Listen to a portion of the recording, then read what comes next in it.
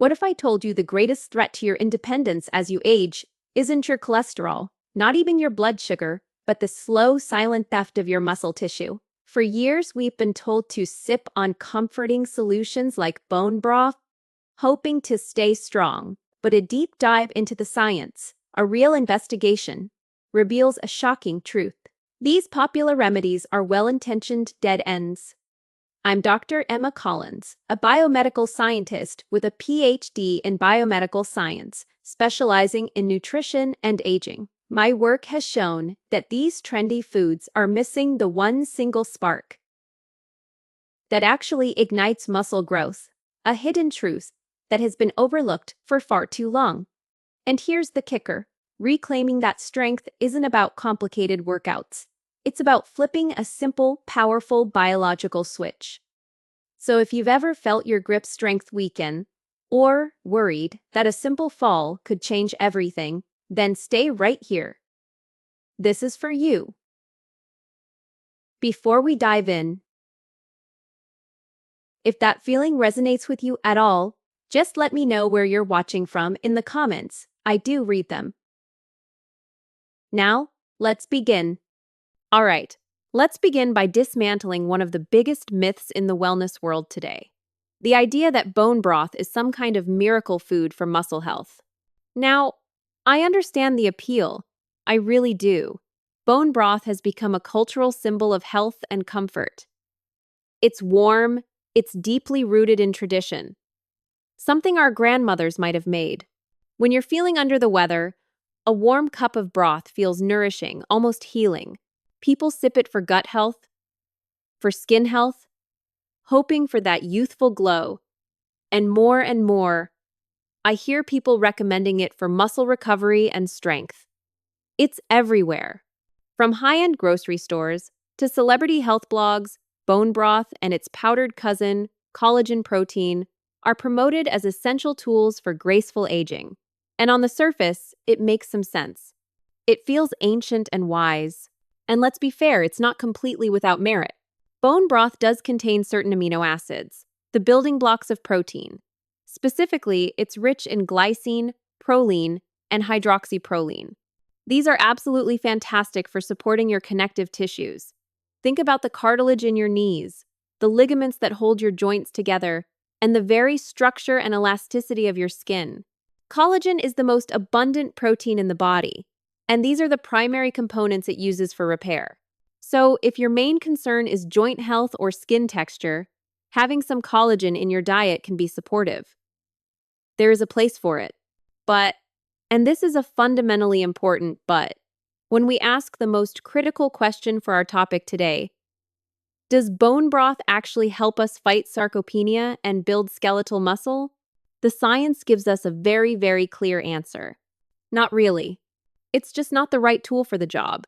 And here is the scientific reason why. The process of building new muscle tissue is called muscle protein synthesis. It's a beautiful, complex biological process where your body takes the amino acids from the food you eat, transports them to your muscle cells, and then, like a master weaver, stitches them together to repair damage and create new, stronger muscle fibers. This process doesn't just happen randomly. It needs to be triggered. It needs a signal to begin. A very specific signal. That signal comes from the protein we eat. But here's the crucial detail that gets lost in all the marketing hype. Not all proteins are created equal. Some proteins are like a complete high-quality toolkit, containing every single tool you need in the exact right proportions. Other proteins are more like a bag with a few random screwdrivers. They might be useful for one specific task, but they can't build the whole house. Bone broth and collagen fall into that second category. They are profoundly low in the one key amino acid that acts as the foreman on the construction site of your muscles.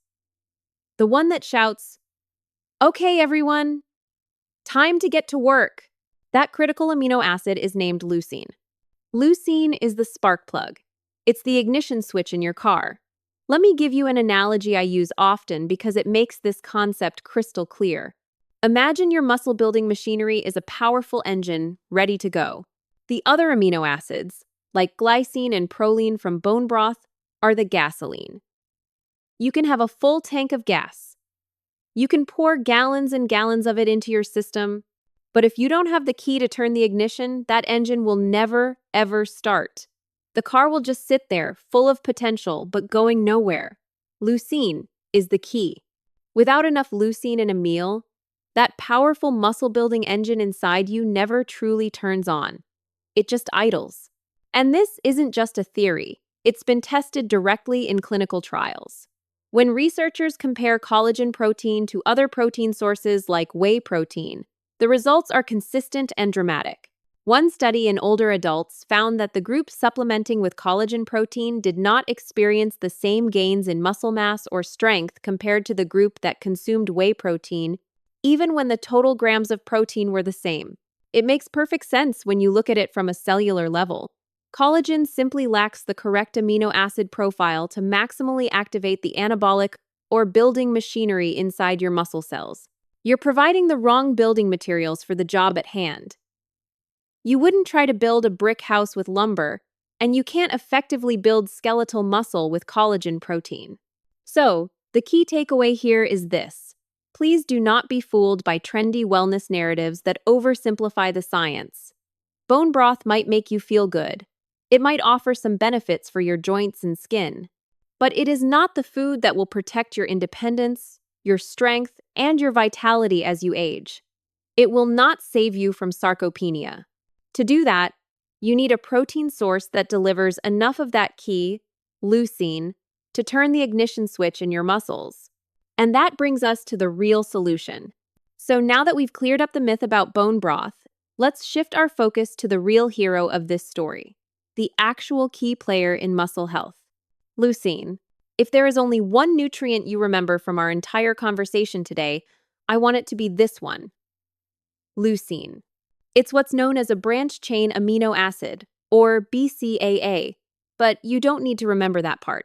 Just remember its name and its job. Its job is to be the anabolic switch for your body. Let's look at what happens at the cellular level, right inside your muscle cells. There's a powerful pathway, a sort of master control hub, called mTOR.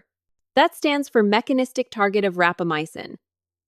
But all you need to think of it as is the central command center that decides whether your body is in build mode or breakdown mode. When mTOR is activated, your body gets the green light to build.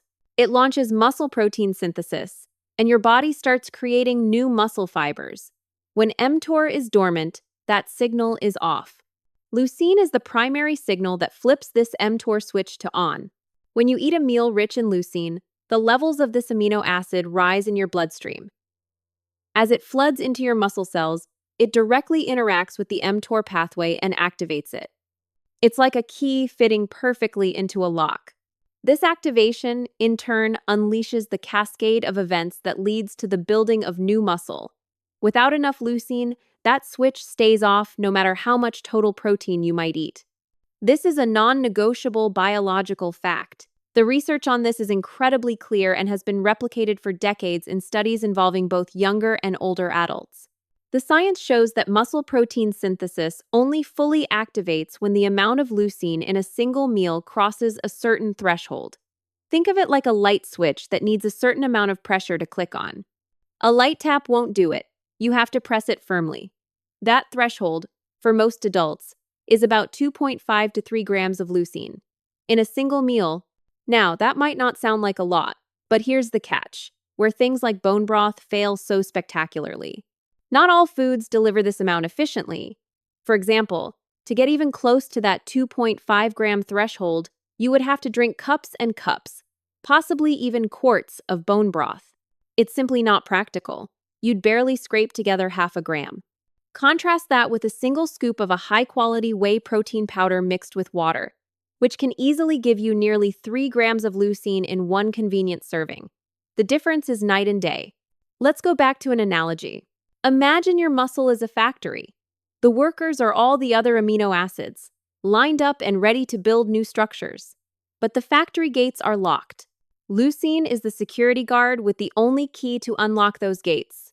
Without leucine, the workers just stand outside, idle. It doesn't matter how many of them show up for their shift.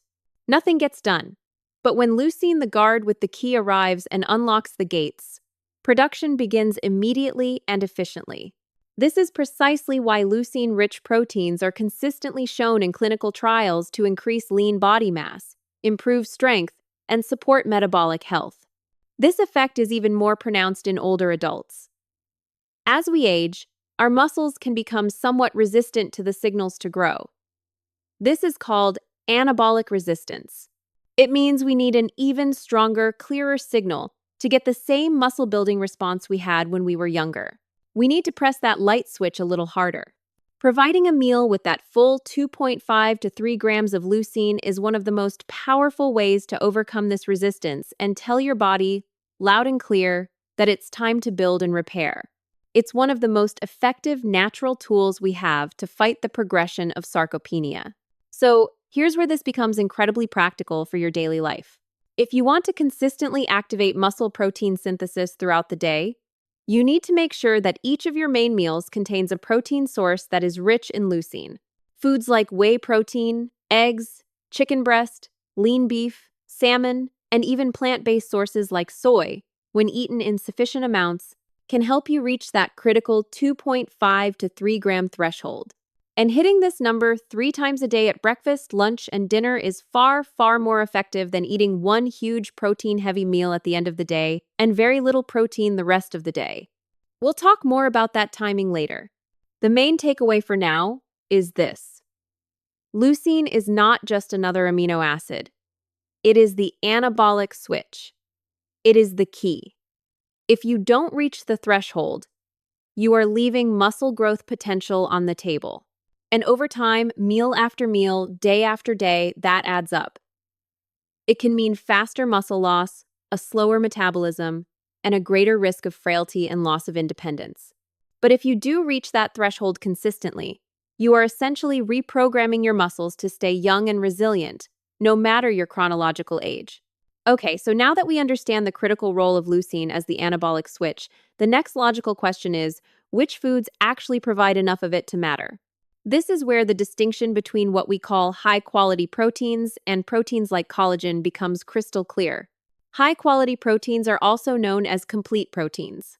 This simply means they contain all 9 of the essential amino acids, the ones our bodies cannot produce on their own and must get from our diet in the right proportions for human health. These are the proteins that our bodies are designed to use most efficiently.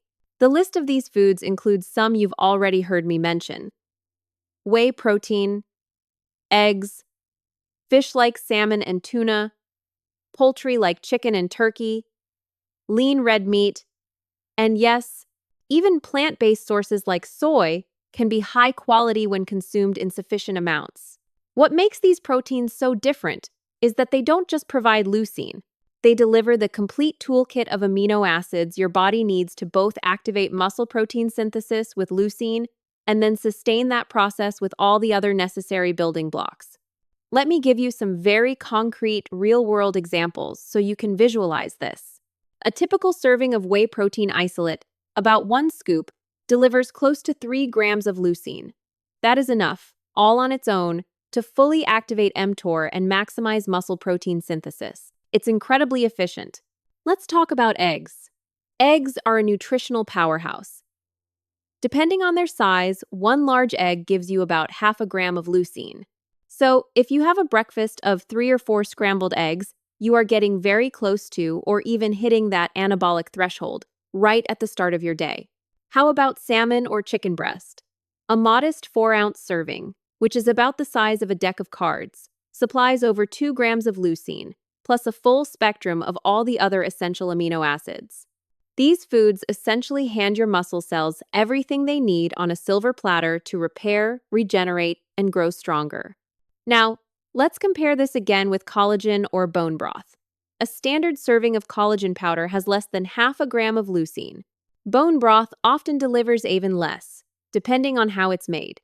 You would need to consume truly impractical amounts, liters of broth or multiple large scoops of collagen powder just to scratch the surface of what 1 serving of whey protein or a small piece of fish can do for muscle building. From a purely physiological standpoint, when it comes to building muscle, collagen simply does not bring enough of the key players to the table. But the advantage of these high-quality protein sources does not stop at leucine, not by a long shot. Many of these foods also come packaged with a host of additional nutrients that are critical for your mitochondrial health, your energy levels, and your overall longevity. For example, fatty fish like salmon and sardines are famous for being rich in omega-3 fatty acids. These healthy fats are powerfully anti-inflammatory, and they also improve the fluidity of your muscle cell membranes, which helps them receive signals more effectively. Eggs provide a nutrient called choline, which is absolutely critical for producing neurotransmitters that your brain and nervous system use to communicate, and it's also vital for maintaining the structural integrity of every cell membrane in your body. Lean red meat and poultry contain heme iron, which is the most easily absorbed form of iron, essential for carrying oxygen in your blood. They also provide zinc and a range of B vitamins, all of which are required for the complex process of energy metabolism that happens inside your mitochondria, the little power plants in your cells. So, when we talk about fighting sarcopenia, we are not just talking about building bigger muscles. We are talking about creating metabolically active, healthy tissue. We're building tissue that communicates with your immune system, that regulates your blood sugar, and that produces protective compounds that influence your entire health span, from your brain to your bones. High-quality proteins help you do all of this. Collagen and bone broth, in this context, do not. So here is the big takeaway for this section. If you want to outsmart sarcopenia, your priority should be to include a source of complete, leucine-rich protein at each of your main meals. Use foods like whey, eggs, fish, chicken, or, if you're plant-based, properly portioned plant proteins like soy. You can still enjoy collagen or a warm cup of bone broth. Enjoy them for their potential skin and joint benefits, or simply because they are comforting. But please, do not mistake them for the real drivers of muscle growth and longevity. They are not substitutes. This brings us to a bigger picture. We've talked about the what and the how of building muscle at a nutritional level. But now I want to zoom out and talk about the why.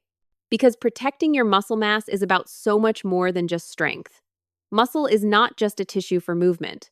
It is a metabolic organ, and it is arguably one of the most important organs for determining the quality of your later years. Once you see your muscles in this new light, the importance of protecting them becomes undeniable. Muscle is as central to your long-term health as your liver, your pancreas, or even your brain. Here's what's happening at a deep, biological level. Your skeletal muscle tissue is the primary site for glucose disposal in your entire body. It's like a massive sponge for the sugar in your blood. Every time you eat a meal containing carbohydrates, whether it's from bread, fruit, or vegetables, your pancreas releases insulin. Insulin's job is to knock on the doors of your cells and tell them to open up and take in the glucose from your bloodstream. Your muscle tissue has more of these doors than any other tissue.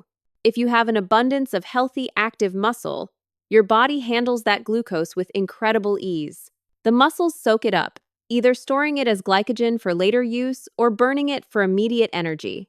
Your blood sugar and insulin levels stay stable and healthy. But what happens as muscle mass declines with sarcopenia? Insulin has fewer doors to knock on. The sponge shrinks. The glucose from your meal has nowhere to go, so it lingers in your bloodstream for longer. This forces your pancreas to work overtime, pumping out more and more insulin to try and get the job done. This vicious cycle drives higher insulin levels, chronic inflammation, and eventually, a condition called insulin resistance, which is the precursor to type 2 diabetes. In fact, sarcopenia and type 2 diabetes are deeply, tragically intertwined. One condition accelerates the other. Losing muscle makes your blood sugar control worse, and poor blood sugar control makes it harder to maintain muscle. But that is only the beginning of the muscle's role as a metabolic organ. Your muscles also act like a sophisticated chemical factory. When you use your muscles, when they contract, they produce and release powerful signaling molecules called myokines. These are like little messages in a bottle that travel throughout your body via your bloodstream, delivering instructions and benefits to other organs. Myokines are profoundly anti-inflammatory. They travel to your brain and protect your neurons. They enhance your immune function. Let me give you just a couple of examples. One famous myokine is called irisin. Irisin has been shown to promote the browning of white fat tissue, which is a process that actually increases your metabolic rate and your total energy expenditure. Another is brain-derived neurotrophic factor, or BDNF, which is like a fertilizer for your brain cells, supporting learning and memory. When you move, when you exercise, when you feed your muscles properly, you are literally sending these healing, protective signals throughout your entire body. Let me give you another analogy. Imagine your muscles are a network of clean energy power plants scattered all across your body. When they are well fueled with high-quality protein and kept active through movement, they generate clean, efficient energy. They regulate the entire electrical grid of your metabolism. They even export useful byproducts, these myokines that stabilize the whole system. But when those power plants start to shut down, one by one, it's a catastrophe. Not only do you lose your primary source of energy production, but the entire grid becomes unstable. Blackouts and brownouts occur. In your body, this looks like blood sugar spikes, rampant inflammation, and a dramatically increased risk for nearly every chronic disease of aging. This isn't just a nice story. This perspective is supported by a mountain of research. Study after study consistently shows that higher muscle mass is directly associated with lower all-cause mortality.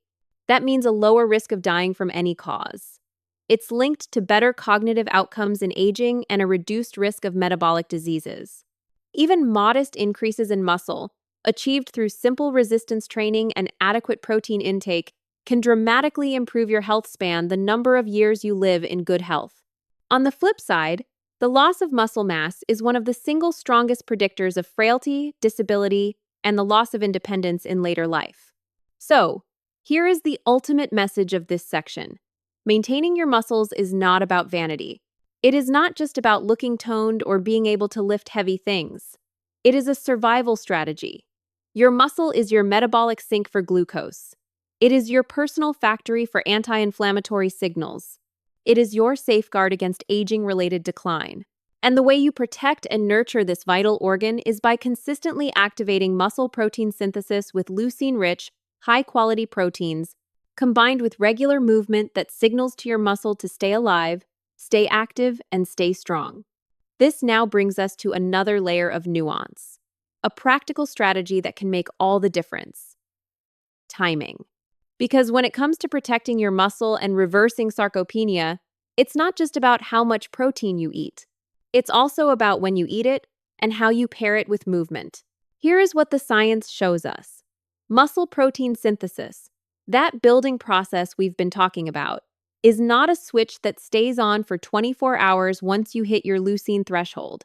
It's more like a light that you turn on. It shines brightly for a few hours and then it gradually dims back down. The research suggests that this anabolic window, this period of active muscle building, lasts for about 3 to 4 hours after you eat a leucine-rich meal. That means if you have a great, high-protein breakfast, you get a fantastic burst of muscle-building activity that morning. But by lunchtime, that signal has faded. Your muscles are essentially back in a neutral, or even a breakdown state, waiting for the next signal, the next activation. This is why the distribution of your protein throughout the day matters so much. Many Americans and people around the world have a very skewed protein intake pattern. They eat a very light breakfast, often something carb-heavy like toast or a muffin, with almost no protein. Then a moderate lunch, maybe a sandwich. And then a very large protein-heavy dinner, like a big steak or a large piece of chicken. In that pattern, you are only giving your muscles one strong anabolic signal each day. Just one. It happens at night. For the majority of the day, your muscles are in a state where breakdown, or catabolism, is outpacing building, or anabolism. Over time, day after day, this imbalance dramatically accelerates muscle loss. You're taking one step forward and 2 steps back. A much, much better approach, which is supported by multiple studies, is to spread your protein intake more evenly throughout the day. The goal is to aim for roughly 25 to 30 grams of high-quality protein at each main meal, breakfast, lunch, and dinner. That amount will usually give you the 2.5 to 3 grams of leucine you need to flip that switch. By doing this, You are sending that powerful build signal to your muscles 3 times a day instead of just once. Over weeks, months, and years, those extra signals add up to a significant, measurable difference in muscle mass, strength, and resilience. And here is where exercise enters the picture, creating a powerful synergy. Resistance training, whether it's lifting weights at a gym, using resistance bands at home, or doing bodyweight exercises like squats and push-ups, makes your muscles profoundly more sensitive to the leucine you eat. Think of it this way. Exercise is like tilling and preparing the soil in a garden. Protein is like planting the seed.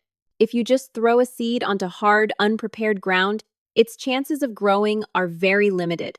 But if you first prepare the soil, making it receptive and nutrient-rich, and then you plant the seed, you get exponential results. The growth is far more robust.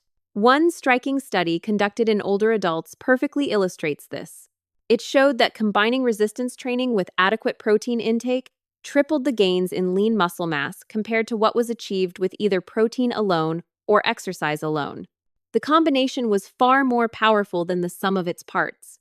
At the molecular level, what's happening is that exercise actually increases the number of amino acid transporters on the surface of your muscle cells. This means that after a workout, more of the leucine from your meal can get inside the muscle cell, where it can do its job of activating mTOR.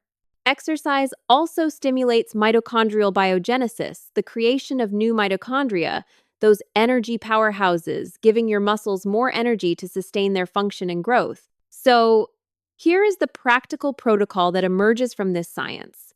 Aim for 3 meals a day, spaced about 4 to 5 hours apart, and ensure each of those meals contains at least 25 to 30 grams of high-quality, leucine-rich protein. Add some form of resistance training to your routine, 2 to 4 times per week. It doesn't have to be complicated.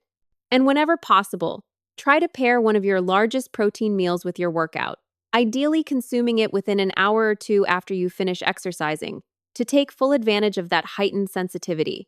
This synergy between protein timing, nutrition quality, and exercise is one of the most powerful evidence-based tools we have to fight sarcopenia head-on. We have unpacked the mechanisms, we've looked at the science, and we've connected protein intake with exercise timing. Now it is time to get very, very practical. What does this actually look like in daily life? How can you take all of these insights and turn them into simple, sustainable protocols that will keep your muscles strong, your metabolism sharp, and your longevity trajectory moving in the right direction? Let's build your daily blueprint. First, let's start with food. The primary goal is to consistently hit that leucine threshold of about 2.5 to 3 grams per meal. This usually translates to around 25 to 30 grams of total high-quality protein. Here are some simple, delicious examples of what that looks like. For breakfast, instead of a simple piece of toast, consider 3 scrambled eggs with a side of plain Greek yogurt. That meal will get you very close to 30 grams of protein and will securely hit that 3-gram leucine threshold, starting your day in an anabolic state. For lunch, imagine a beautiful 4-ounce fillet of grilled salmon on top of a big bed of leafy greens, perhaps with a cup of quinoa.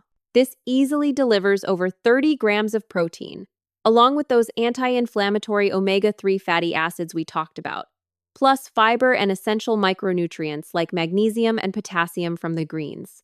For dinner, a simple baked chicken breast with a side of roasted vegetables like broccoli and a baked sweet potato provides a fantastic 30 to 35 grams of protein, plus antioxidants and more fiber. If you need convenience, and many of us do, a single scoop of a high-quality whey protein or a good plant-based soy protein isolate shake can be a lifesaver. It can quickly and easily provide the leucine threshold in one serving, making it a perfect option for a quick breakfast or a post-workout recovery meal. Now, let's add the movement layer. Resistance training, 2 to 4 times per week, is the absolute cornerstone of this plan.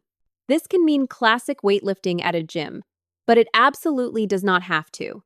It can be incredibly effective to use resistance bands, kettlebells, or even just your own body weight, with exercises like squats, lunges, push-ups, even on your knees or against a wall, and planks, all from the comfort of your own home.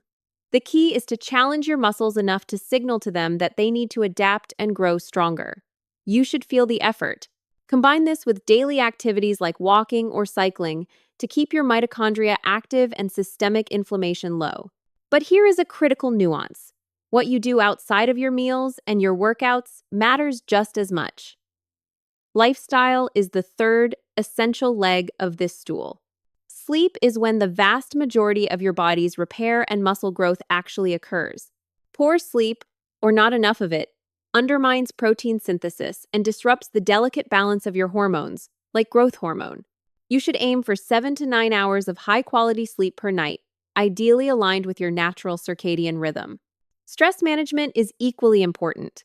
Being chronically stressed means you have chronically elevated levels of the hormone cortisol. Cortisol is a catabolic hormone. Its primary job is to break things down.